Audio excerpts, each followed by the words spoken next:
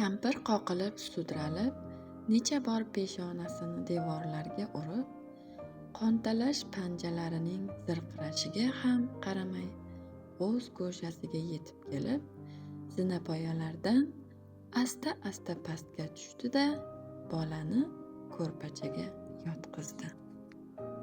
Onaizor kitobidan sizlarga taqdim etmoqchi bo'lgan ushbu kitob Mirmuhsinning Onaizor kitobi. Mirmuhsin barcha davrlarning yetuk ijodkori. Uning yozganlari zalvorini his qilmoq uchun o'quvchidan mutolaaga alohida tayyorgarlik talab etiladi.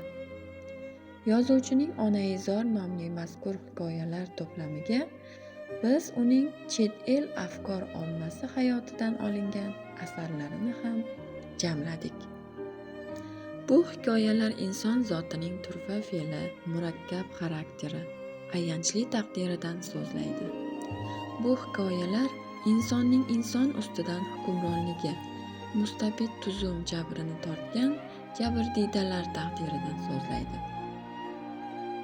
Yashashdan murod ne degan savol qarshisida ular bilan yonma-yon turarkansiz, xuddiki ularning o'ta chigal, azob-uqubatga to'la hayoti qarshisida o'zingizni gunohkordek his qilasiz. Keling, yaxshisi kitobni mutolaa qilamiz, undan so'ng suhbatimizni davom ettiramiz.